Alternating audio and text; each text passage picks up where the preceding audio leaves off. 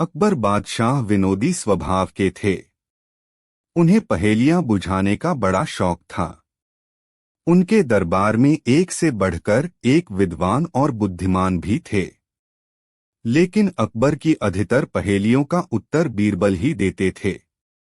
यूं कहिए कि बीरबल ही अकबर की पहेलियों का उत्तर दे पाते थे, इसलिए अकबर बादशाह उनसे प्रसन्न रहते थे।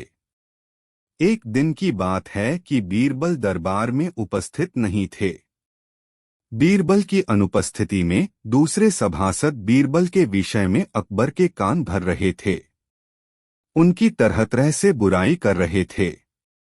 अकबर बादशाह को यह सब अच्छा नहीं लगा। कारण था कि वे बीरबल को बहुत चाहते थे, उन्हें दिल से प्यार करते थे। आठ बादशाह ने अपने सभासदों से कहा, तुम लोग ख्वामख्वाह बीरबल की बुराइयां कर रहे हो। वास्तव में बीरबल तुम लोगों से कहीं अधिक चतुर व बुद्धिमान हैं। अकबर के ऐसा होने पर वे लोग कहने लगे, बादशाह सलामत। आप वास्तव में बीरबल को बहुत चाहते हैं, हम लोगों से ज्यादा प्यार करते हैं। इस तरह से आपने एक हिंदू को सिर चढ़ा रखा है। 10 दिन जब सभा समाप्त होने का समय आया तो अकबर बादशाह ने अपने उन 4 सभासदों से कहा, देखो आज बीरबल तो यहाँ नहीं, मुझे अपने एक सवाल का जवाब चाहिए। तुम चारों मेरे प्रश्न का उत्तर दो और यदि तुम लोगों ने मेरे प्रश्न का सही उत्तर नहीं दिया तो मैं तुम चारों को फांसी पर चढ़वा दूंगा। बादशाह की बात सुनकर वे चारों घबरा उठे। उनमें से एक ने हिम्मत करके कहा, प्रश्न पूछिए बादशाह सलामत। बादशाह ने पूछा, संसार में सबसे बड़ी चीज क्या है? अकबर का प्रश्न सुनकर चारों चुप। उनको समझ में सवाल का उत्तर नहीं आया। कुछ देर बाद उनमें से एक ने कहा, खुदा की खुदाई सबसे बड़ी है। दूसरे ने कहा, बादशाह सलामत की सल्तनत बड़ी है। उनके बेतुके उत्तर सुनकर बादशाह ने कहा, अच्छी तरह सोच समझकर उत्तर दो, वरना मैं कह चुका हूं कि तुम लोगों को फांसी लगवा दूंगा। तीसरे ने डरते डरते कहा, बादशाह सलामत, मैं कुछ दिनों की मोहलत दी जाए। बादशाह ने कहा, इसमें मुझे कोई एतराज नहीं है, मैं तुम लोगों को 1 सप्ताह का समय देता हूं। वे चारों सभा से मुंह लटकाए बाहर निकले। उनके चेहरों पर मुर्दनगी छा गई। चारों ही फांसी के नाम से पीले पड़ गए। 6 दिन बीत गए लेकिन उन्हें कोई उत्तर न सूझ सका। तब उन चारों ने आपस में सलाह की कि इस प्रश्न का उत्तर केवल बीरबल ही बता सकता है। इस परेशानी से हमें वही उबार सकता है। यह निश्चय करके वे चारों बीरबल के पास पहुंचे गए। उन्होंने बीरबल को पूरी घटना कह सुनाई और हाथ जोड़कर उनसे विनती की कि वह उनके प्रश्न का उत्तर बता दें। बीरबल ने उनका प्रश्न सुनकर मुस्कुराकर कहा, मैं तुम्हारे प्रश्न का उत्तर दूंगा, लेकिन मेरी एक शर्त है। आप एक शर्त की बात करते हैं, हमें आपकी 1000 शर्तें मंजूर हैं। बताइए क्या शर्त है? तब बीरबल ने उनको अपनी शर्त बताते हुए कहा, तुम चारों अपने कंधों पर मेरी चारपाई रखकर सभा महल तक ले चलोगे। इसके साथ ही तुम में से एक मेरा हुक्का पकड़ेगा, जिसे मैं पीता हुआ चलूंगा। एक मेरी जूतियां लेकर चलेगा। अगर अन्य किसी समय पर बीरबल उनको यह सब करने के लिए कहते तो शायद वे ऐसा कभी न करते। लेकिन अब जब उन्हें फांसी लगने का डर था तो वे तुरंत ही उनकी बात मानने को तैयार हो गए। उन्होंने वैसा ही किया। वे चारों अपने कंधों पर बीरबल की चारपाई उठाए, उनका हुक्का और जूतियां उठाए चल दिए। बीरबल हुक्का पीते हुए चले जा रहे थे। रास्ते में लोग आश्चर्य से इस अजीब मंजर को देख रहे थे। उन्होंने जाकर बीरबल की चारपाई को सभा के मध्य रख दिया। बीरबल ने चारपाई से उतरकर कहा, बादशाह सलामत। आपको अपने प्रश्न का उत्तर मिल गया। संसार में सबसे बड़ी चीज गर्ज है। एक दिन राजा अकबर और रानी में जबरदस्त बहस चल रही थी। रानी अपने भाई के आगे बीरबल की उपलब्धियां देख जलने लगी थी। बीरबल राजा के प्रिय नवरत्न में से एक थे, किंतु रानी का भाई उस सूची में शुमार भी नहीं था। बस इसी बात को लेकर दोनों में बहस चल रही थी कि बीरबल और उनके भाई में ज्यादा काबिल कौन है। तभी राजा और रानी दोनों में ज्यादा काबिल कौन है जानने के लिए उन्हें एक कार्य देते हैं। राजा तो जानते थे कि बीरबल का कोई जवाब नहीं, किंतु रानी की संतुष्टि के लिए वह इस निर्णय पर पहुंचते हैं। पहले रानी के भाई को बुलाया जाता है। राजा उसे 3 खाली बोरी, एक पेन, कॉपी और एक रस्सी देते हैं और उसे कहते हैं, मुझे ये 3 खाली बोरी शाम तक पैसों की भरी चाहिए। राजा के साले साहब बाजार जाते हैं और वहां बिना दिमाग लगाए पैसों की बोरी भरने के लिए दुकानदारों से छीना झपटी पर उतर आते हैं, जिसका परिणाम यह हुआ कि ना तो वह पैसे ला पाया और उसके इस दुर्वाहर की खबर राजा तक पहुंच जाती है। राजा के पूछने पर वह बोलता है, महाराज यह कार्य असंभव है। बिना किसी व्यापार के कोई पागल ही होगा जो मुझे पैसों की बोरी भर कर देगा। बिना छीना झपटी के मेरे पास कोई दूसरा विकल्प नहीं था। राजा अकबर रानी से कहते हैं, अब देखना रानी, मैं यही कार्य बीरबल को देता हूँ। रानी को अपने भाई की दुर्दशा देखकर नहीं लगा कि बीरबल भी यह कार्य कर पाएगा। राजा ने बीरबल को बुलाया और वहीं आयाम देकर कार्य सौंप दिया। बीरबल खाली बोरियों के साथ बाजार पहुंच जाता है और राजा की दी हुई रस्सी से सड़क नापने लग जाता है और उसे साथ ही साथ कॉपी में लिखता जाता है। सभी दुकानदार बीरबल की इस हरकत को देख रहे थे। वे बीरबल के पास आते हैं और पूछते हैं कि आप यह क्या कर रहे हैं। बीरबल थोड़े कड़े स्वर में बोलते हैं, राजा का आदेश है, यह सड़क चौड़ी की जाए। महाराज का काफिला यहाँ से गुजर नहीं पाता तो सड़क के दोनों तरफ की दुकानें तोड़ी जाएगी। सभी दुकानदार इस बात को सुनकर सफेद हो गए। उन्हें अपनी दुकानों की फिक्र होने लगी जो खासी कमाई कर रही थी। उन्होंने बीरबल को कुछ ले देकर अपनी दुकानें बचाने के लिए कहा। बस बीरबल को इसी मौके का इंतजार था। उसने एक एक दुकानदार से 50-50 हजार रकम वसूली, जिसके परिणाम स्वरूप शाम तक 3 खाली बोरियां पैसों की भर गई। बीरबल ने उन्हें राजा को सौंप दिया। रानी भी इस बात पर यकीन नहीं कर पाई, लेकिन रानी को संतुष्टि कहाँ थी। उसने राजा से एक और कार्य देने के लिए कहा। राजा ने उसके लिए भी हाँ कर दी। पहले रानी के भाई को ही बुलाया गया। अब कार्य था बाजार से खाली मटकों को घी में भिगोकर लाना था, वो भी बिना पैसे के। राजा के साले साहब मटके लेकर बाजार पहुंच जाते हैं। सभी दुकानदारों से मटके घी में भिगोने के लिए कहते, वह भी बिना पैसे के। सभी दुकानदार उसे पागल समझते और उसे वहां से भगा देते हैं। वह मटके लेकर महल पहुंचता है। राजा के पूछने पर वह कहता है, महाराज ये तो कोई पागल ही होगा जो बिना पैसे के मेरे मटके घी में भिगो कर देगा। मैं अपने कार्य में असमर्थ हुआ। फिर वही कार्य राजा बीरबल को देते हैं। बीरबल मटके लेकर बाजार पहुंचता है। बिना घी का भाव पूछे ही घी खरीद लेता है। दुकानदार बीरबल के चारों मटके घी से भरकर पैसे की बोलता है। बीरबल, कितने पैसे हुए भाई? दुकानदार अपना भाव बताता है। बीरबल थोड़ा चौंक कर बोलता है, बाप रे, इतना महंगा नहीं भैया, मुझे नहीं चाहिए, मटके खाली कर लो। दुकानदार ने मटके खाली कर दिए, लेकिन मटके घी में भीग चुके थे। बीरबल ने महल जाकर राजा के सामने घी से भीगे हुए मटके रख दिए, जिसे देखकर रानी और उनके भाई की आंखें खुली की खुली रह गई। रानी राजा अकबर से क्षमा मांगने लगी कि बीरबल की बुद्धि के आगे सभी निरस्त है।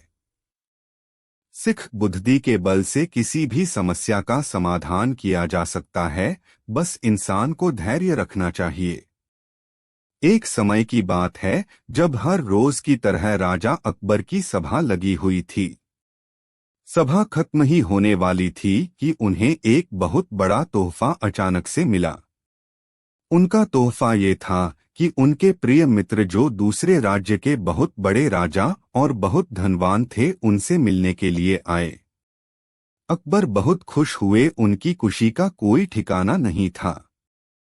अकबर उनसे बड़ी ही खुशी से गले लगे और उनकी सेवा करने के लिए अपने नौकरों से कहने लगे। उनके नौकरों ने उनकी बहुत सेवा की, लेकिन अकबर के मित्र का इरादा अच्छा नहीं था। वो एक विशेष कार्य के लिए अकबर से मिलने के लिए आए थे। जब अकबर बहुत ही खुश होते हैं तो उनका मित्र कहता है, महाराज मुझे आपसे कुछ चीज खरीदनी है। अकबर कहते हैं, अरे आप बोलिए तो आपको क्या चाहिए, आप जो भी चीज मुझसे मांगेंगे मैं आपको दूंगा, पर वो चीज मेरे पास होनी चाहिए।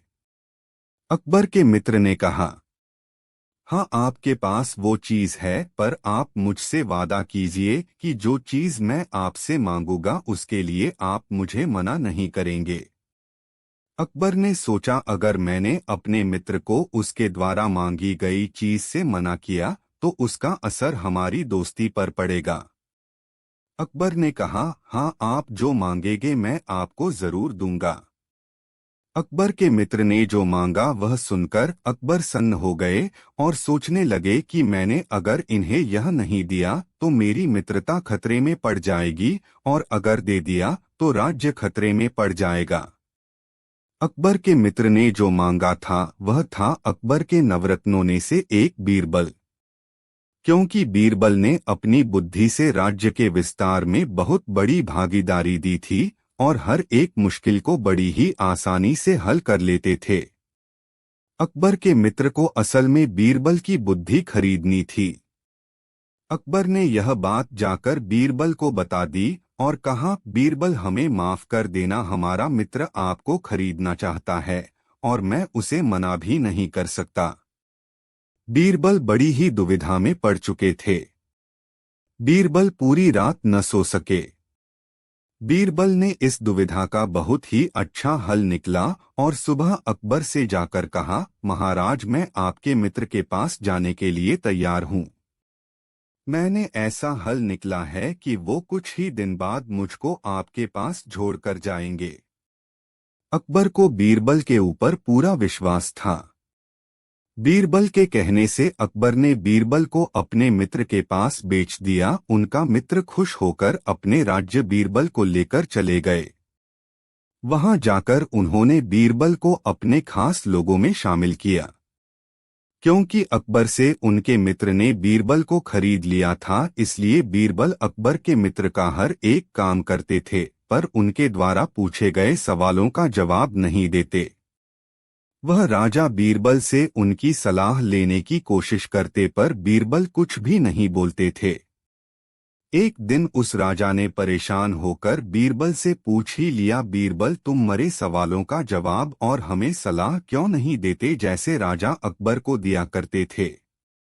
बीरबल ने जो जवाब दिया उसे सुनकर आप आश्चर्यचकित रह जाओगे। बीरबल ने जवाब दिया, राजा आपने सिर्फ पैसों से बीरबल को खरीदा है, बीरबल की बुद्धि को नहीं। बीरबल की बुद्धि सिर्फ राजा अकबर के पास है और वो किसी भी कीमत पर नहीं खरीदी जा सकती। यह सुनकर राजा हक्का बक्का रह गया। राजा ने सोचा अब क्या किया जाए। राजा ने बीरबल के सामने अपनी हार मान ली और बीरबल को अकबर के दरबार में छोड़ दिया। अकबर बीरबल को देखकर बहुत खुश हुए और अकबर ने बीरबल से पूछा, ऐसा तुमने क्या किया कि इतने बुद्धिमान इंसान को खरीदने के बाद भी उन्होंने तुम्हें हमारे पास छोड़ दिया। बीरबल ने जवाब दिया, महाराज उन्होंने बीरबल को खरीदा था, बीरबल की बुद्धि को नहीं। बस महाराज अकबर समझ चुके थे कि बीरबल जैसे बुद्धिमान इंसान को फंसाना हर किसी के बस की बात नहीं है। एक बार तुर्किस्तान के बादशाह को अकबर की बुद्धि की परीक्षा के लेने का विचार हुआ। उसने एक एलची को पत्र देकर सिपाहियों के साथ दिल्ली भेजा। पत्र का मजमून कुछ इस प्रकार था। अकबर शाह, मुझे सुनने में आया है कि आपके भारतवर्ष में कोई ऐसा पेड़ पैदा होता है जिसके पत्ते खाने से मनुष्य की आयु बढ़ जाती है। यदि यह बात सच्ची है तो मेरे लिए उस पेड़ के थोड़े पत्ते अवश्य भिजवाएं। बादशाह उस पत्र को पढ़कर विचारमग्न हो गए। फिर कुछ देर तक बीरबल से राय मिलाकर उन्होंने सिपाहियों सहित उस एलची को कैद कर एक सुदृढ़ किले में बेत करवा दिया। इस प्रकार कैद हुए उनको कई दिन बीत गए तो बादशाह अकबर बीरबल को लेकर उन कैदियों को देखने गए। बादशाह को देखकर उनको अपने मुक्त होने की आशा हुई, परंतु यह बात निर्मूल थी। बादशाह उनके पास पहुंचकर बोले, तुम्हारा बादशाह जिस वस्तु को चाहता है वह मैं तब तक उसे नहीं दे सकूंगा जब तक कि इस सुदृढ़ किले की एक दो ईंट न ढह जाए। उसी वक्त तुम लोग आजाद किए जाओगे। खाने पीने की तुम्हें कोई तकलीफ नहीं होगी। मैंने उसका यथाचित प्रबंध करा दिया है। इतना कहकर बादशाह चले गए, परंतु कैदियों की चिंता और बढ़ गई। वे अपने मुक्त होने के उपाय सोचने लगे। उनको अपने स्वदेश के सुखों का स्मरण कर बड़ा दुख होता था। वे कुछ देर तक इसी चिंता में डूबे रहे। अंत में वे ईश्वर की वंदना करने लगे, हे भगवान, क्या हम इस बंधन से मुक्त नहीं किए जाएंगे? क्या हमारा जन्म इस किले में बंद रहकर कष्ट भोगने के लिए हुआ है? आप तो दीनानाथ हैं, अपना नाम याद कर हम असहायों की भी सुध लीजिए। इस प्रकार वे नित्य प्रार्थना करने लगे। ईश्वर की दयालुता प्रसिद्ध है। एक दिन बड़े जोरों का भूकंप आया और किले का कुछ भाग भूकंप के कारण धराशायी हो गया। सामने का पर्वत भी टूटकर चकनाचूर हो गया। इस घटना के पश्चात एलची ने बादशाह के पास किला टूटने की सूचना भेजी। बादशाह को अपनी कही हुई बात याद आ गई, इसलिए उस एलची को उसके साथियों सहित दरबार में बुलाकर बोले, आपको अपने बादशाह का आशय विदित होगा और अब उसका उत्तर भी तुमने समझ लिया है। यदि न समझा हो तो सुनो, मैं उसे और भी स्पष्ट किए देता हूँ। देखो, तुम लोग गणना में केवल 100 हो और तुम्हारी आह से ऐसा सुदृढ़ किला ढह गया। फिर जहाँ हजारों मनुष्यों पर अत्याचार हो रहा हो, वहाँ के बादशाह की आयु कैसे बढ़ेगी? उसकी तो आयु घटती ही चली जाएगी और लोगों की आह से उसका शीघ्र ही पतन हो जाएगा। हमारे राज्य में अत्याचार नहीं होता। गरीब प्रजा पर अत्याचार न करना और भली भांति पोषण करना ही आयुवर्धक वृक्ष है। बाकी सारी बातें मिथ्या हैं। इस प्रकार समझा बुझाकर बादशाह ने उस एलची को उसके साथियों सहित स्वदेश लौट जाने की आज्ञा दी और उनका राह खर्च भी दिया। उन्होंने तुर्किस्तान में पहुंचकर यहाँ की सारी बातें अपने बादशाह को समझाईं। अकबर की शिक्षा लेकर बादशाह दरबारियों सहित उनकी भूरी भूरी प्रशंसा करने लगा। एक बूढ़ी स्त्री अपनी विधवा बहू के साथ बीरबल से मिली। उसका बेटा सेना में था और कुछ रोज पहले ही एक लड़ाई में शहीद हो गया था। बुढ़िया उनसे हाथ जोड़कर बोली, सुना है कि शहंशाह अकबर आपकी बात मानते हैं। बेटे के शहीद हो जाने के बाद हम सास बहू बेसहारा हो गई हैं। हमारी कुछ मदद करें। बीरबल ने बुढ़िया को ढाढ़स बंधाते हुए कहा, आप चिंता ना करें, हमारे शहंशाह बड़े ही दयालु हैं। वे आपकी मदद जरूर ही करेंगे।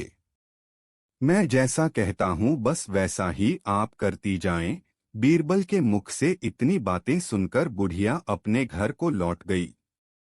दूसरे दिन वह बुढ़िया अपनी बहू को लेकर दरबार में हाजिर हुई। उसने शहंशाह अकबर से विनती की और अपने शहीद बेटे की तलवार भी उनके सामने रख दी। फिर बोली, शहंशाहों के शहंशाह, मेरे बेटे ने युद्ध से कभी मुंह नहीं मोड़ा। यह वही तलवार है जिससे उसने बहुत सारे युद्ध लड़े। तलवार को आप अपने शस्त्रागार में सम्मान के साथ रखें। बादशाह अकबर ने उस तलवार को ध्यान से देखा। वह तलवार बहुत पुरानी थी और उसमें जंग भी लगी थी। बादशाह ने मन ही मन सोचा, इस तलवार का क्या मोल। उन्होंने एक सैनिक को हुक्म दिया, यह तलवार इस स्त्री को दे दी जाए और सोने की 5 मोहरें भी। बीरबल को यह सुनकर बड़ा ही आश्चर्य हुआ। वह शहंशाह से बोले, जहांपनाह, क्या मैं इस तलवार को देख सकता हूँ? बादशाह के हाँ कहते ही बीरबल ने तलवार उठा ली और उसे ध्यान से देखा, फिर चुपचाप खड़े हो गए। शहंशाह अकबर ने बीरबल को देखते हुए पूछा, बीरबल, इस तलवार में ऐसी क्या बात है कि तुमने इसे इतने गौर से देखा और चुपचाप खड़े हो गए? बीरबल बोले, जहांपना, मुझे पूरा विश्वास था कि यह तलवार सोने की बन जाएगी। बादशाह अकबर आश्चर्य से बोले, क्या कह रहे हो? जंगी लगी तलवार भला सोने की कैसे बन सकती है? बन सकती है जहांपनाह, बीरबल ने कहा। जंग लगी लोहे की तलवार सोने की कैसे बन सकती है? अपनी बात को पूरा करो, बीरबल, जहांपना ने सवाल कर दिया। बीरबल बड़े ही शांत भाव से बोले, जहांपनाह, पारस पत्थर का एक छोटा सा टुकड़ा लोहे को सोना बना देता है। मैं तो यह सोचकर आश्चर्य में हूं कि आपके हाथों में आने के बाद भी यह तलवार लोहे की ही बनी रही। शहंशाह अकबर ने अगले पल ही हुक्म दिया कि इस बूढ़ी औरत को तलवार के वजन के बराबर सोना दिया जाए। शहीद की विधवा और मां दोनों ही अकबर और बीरबल को दुआएं देते हुए दरबार से बाहर चली गई। किसी भी बात को ढंग से कहा जाए तो